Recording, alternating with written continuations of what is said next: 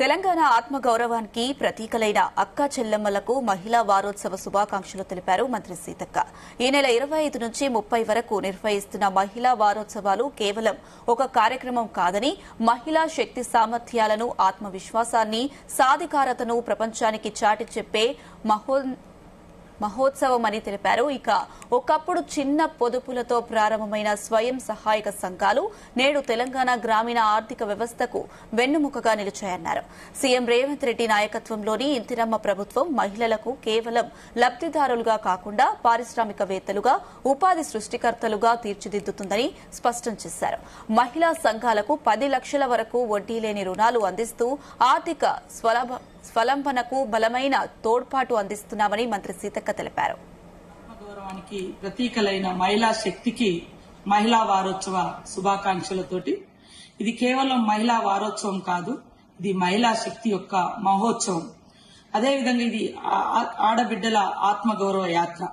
ఒకప్పుడు చిన్న పొదుపు సంఘాలుగా మొదలైనటువంటి మహిళా సంఘాల యొక్క ప్రయాణం ఈ రోజు రాష్ట్రంలో ఉన్నటువంటి 60 లక్షల మంది మహిళలు సంఘ సభ్యులుగా ఏర్పడి దాదాపు ఈ 2 సంవత్సరాల కాలంలోనే 60,000 కోట్ల వరకు బ్యాంకు లింకేజీల ద్వారా 5 లక్షల చిన్న పెద్ద చిరు వ్యాపారాలు, ఒక మాదిరి వ్యాపారాలతోటి తెలంగాణ యొక్క ఆర్థిక వ్యవస్థను బలోపేతం చేయడంలో మహిళల పాత్ర, ముఖ్యంగా మా పొదుపు సంఘాల మహిళల పాత్ర గొప్పది. ఈ రోజు మన ముఖ్యమంత్రి రేవంత్ రెడ్డి గారు ఒక సోదరుడిగా మా అక్క చెల్లెలందరూ కూడా ఆనందంగా ఉండాలి అంటే వాళ్ళ చేతిలో 4 రూపాయలు ఉండాలని వడ్డీ లేని రుణాలు, ఈ రోజు 10 లక్షల రూపాయల వరకు కూడా వడ్డీ లేని రుణాలు ఇస్తూ ఆర్థికంగా ఎదిగేందుకు అన్ని రకాలుగా సపోర్ట్ చేయడంతో పాటు ఎక్కడికక్కడ ఇందిరా మహిళా శక్తి క్యాంటీన్లు, సోలార్ విద్యుత్ ప్లాంట్లు, పెట్రోల్ బంకులు, మిల్లులు, సెంట్రింగ్ బ్రిక్స్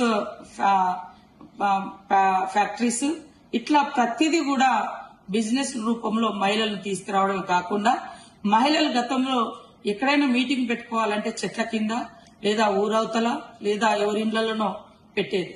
కానీ ఈ రోజు మహిళా వారోత్సవం సందర్భంగా రాష్ట్ర వ్యాప్తంగా ఎట్టే టైంలో 8,000 మహిళా భవనాలకు శంకుస్థాపన చేయడం చాలా గర్వకారణంగా ఉంది, గౌరవంగా ఉంది. మన రేవంత్ రెడ్డి గారి ప్రభుత్వం, ఇందిరమ్మ ప్రభుత్వం మహిళలకు ఇస్తున్నటువంటి గౌరవానికి రేపు చోదక శక్తులుగా ఈ ఇందిరా మహిళా శక్తి భవనాలు నిలవబోతున్నాయి. కాబట్టి ప్రతి ఒక్కరు కూడా ఈనాటి మహిళా వారోత్సవ కార్యక్రమంలో పాల్గొని సాయంత్రం 4 గంటలకు ముఖ్యమంత్రి గారితో ముఖాముఖి ఆయా జిల్లా కేంద్రాల నుంచి మా మహిళా సోదరిమణులు, మా సంఘ సభ్యులందరూ పాల్గొని మీ యొక్క ఆర్థిక ఎదుగుదలను, మీ యొక్క గుర్తింపును ముఖ్యమంత్రి గారితో ముఖాముఖిలో పంచుకోవాల్సిందిగా కోరుకుంటూ